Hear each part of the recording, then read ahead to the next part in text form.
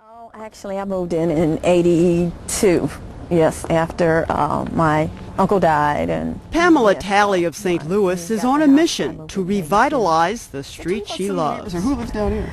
Well, I have a bunch of neighbors down here that I love. Talley and her neighbors live on Lewis Place in North St. Louis. This privately owned 3-block street contains a mix of modest bungalows and spacious homes. Talley heads the Lewis Place Improvement Association. Yes, it is. And this is the original home of the Mr. Lewis who developed this particular neighborhood. William J. Lewis and his family owned and developed their namesake street beginning in 1890. During much of the first half of the 20th century, Lewis Place and other St. Louis neighborhoods were off limits to African Americans. It's funny what that probably used to represent to you and what it represents now, this whole gate, the whole concept. Well, yeah, it was a barrier. The Lewis Place gate faces Taylor Avenue, once a dividing line between the black neighborhoods to the east and the white neighborhoods to the west. Today, Lewis Place is predominantly African American. The people who call it home are looking for financial help to restore it.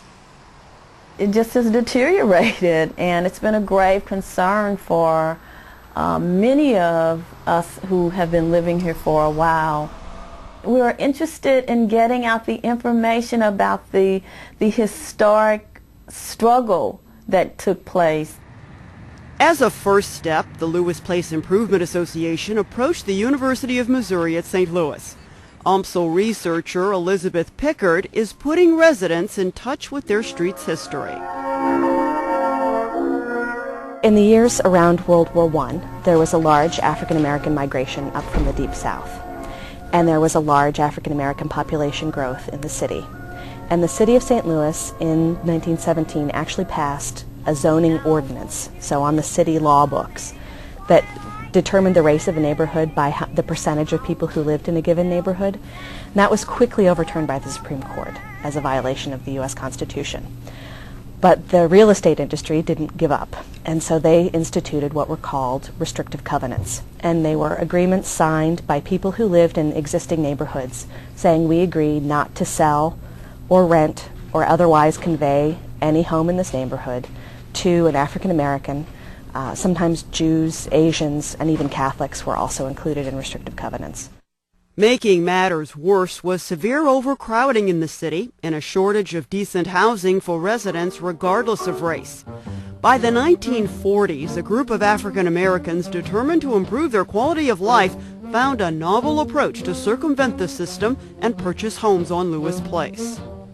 As African Americans buying in a white neighborhood, they had to employ what was called a straw man or a straw party, which was a white person who would go and actually conduct the initial transaction of buying the home and then would turn it over to the African American people whose money it actually was. Clifford and Carolyn Robbins moved their family to St. Louis from Springfield, Missouri in 1937. 6 years later, they became the first black couple to buy a home on Lewis Place using a straw party. We didn't come past Taylor Avenue. That was the boundary line. I didn't know anything about Kings Highway because I never got over that far. We moved around about 3 or 4 times because my mother was always looking for a better place. And so we moved from Cook to Page, Evans over here, and then here. But before the Robbins moved to Lewis Place, they hit a roadblock that took a series of legal fights to remove. 4 days before they were set to move into the house, a white couple moved into the home and said that they had an oral 1-year agreement for a lease. And the Robinsons spent at least 17 months in the courts trying to evict these unlawful people, and actually won constantly, but they still wouldn't leave, and so they had to keep going back to the courts.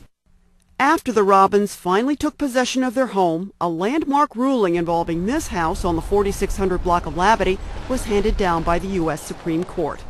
In Shelley versus Kramer, the justices called racial restrictions on property ownership unenforceable.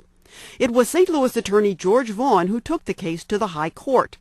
Thurgood Marshall, who later became a Supreme Court justice himself, was an NAACP attorney who joined Vaughn.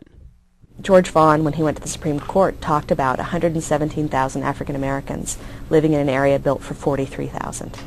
There were articles in the Argus about vet's wife unable to find home for self and children, American Red Cross unable to help. There was a real human rights issue going on. Other African American families quickly followed the Robbins on Lewis Place. James Buchanan Sr. moved his young family there several years after the Robbins. James Buchanan Jr. was just 5 years old at the time. I remember the first thing that my parents told me was that my dad wanted to bring us up in a neighborhood that he didn't have a chance to live in as a kid coming up in the streets of Detroit, Michigan. And he worked very hard. He was a civil service employee, and he also had a janitor cleaning business that he established. And he worked sort of day and night in order to be able to afford the opportunity to move into the Lewis Place area. It was a very sheltered environment, very secure, but it did do one thing that I find that so many of our young people today, it gave me a sense of community and who I was and the responsibility of what I had as an African American to be able to do my best and pass that on to the next generation and make a contribution to my community as well. Lewis Place became home to many of St. Louis's most prominent African American residents. Among them, Robert Witherspoon, a civil rights attorney. His efforts led to the admission of blacks at Washington University. Witherspoon's wife, Freda, a noted educator, was among Washington University's first black graduates. Ruth Harris was best known as the head of Stowe Teachers College. When I first got out of college, I worked at Marshall Elementary School, and two of them lived on Lewis Place, two of the teachers. Author and retired educator John Wright has written several books on local African American history, including St. Louis, Disappearing Black Communities. One thing with segregation, we maintained our neighborhoods because you couldn't eat except in your own restaurants. And so you had many entrepreneurs who lived in the neighborhood, and their businesses flourished because they were the barber who lived in the neighborhood, the beautician who lived in the neighborhood, the baker who lived in the neighborhood, the shoe repairman who lived in the neighborhood. And because other people outside the community wouldn't serve the neighborhood in those small things, and so those businesses flourished, which maintained some structure and stability to the community. Among those successful entrepreneurs was Maddie Myers. The one-time Lewis Place resident served up soul food in her popular diner on Taylor Street for more than 40 years. Ollie Lewis, who operated a bed and breakfast here in the neighborhood. African Americans couldn't go to the hotels and places like that, so I understand, most of your black ball players and entertainers stayed at the bed and breakfast here on Lewis Place at Ollie Lewis's home. In the decades following Shelley versus Kramer, jobs and people moved out of St. Louis and other urban centers across the country. Lewis Place endured those changes far better than some other predominantly African American neighborhoods in the city. Many of them stayed on Lewis Place, and others moved up to bigger places because there was a limit on space. I don't think it was because they disliked the neighborhood. I think it's because of space. They could do better in their incomes rose and they wanted additional space. Some of the Robbins still live on Lewis Place, and the Buchanan home remains in that family. They and other homeowners support repairing the pavement, the street lights, and other needed improvements.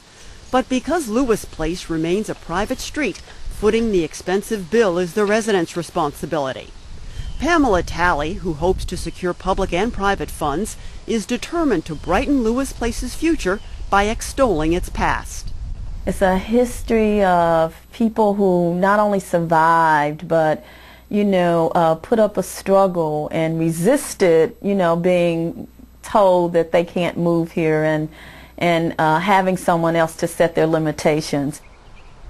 There's not a community in the entire Midwest where African Americans own 3 solid city blocks of land.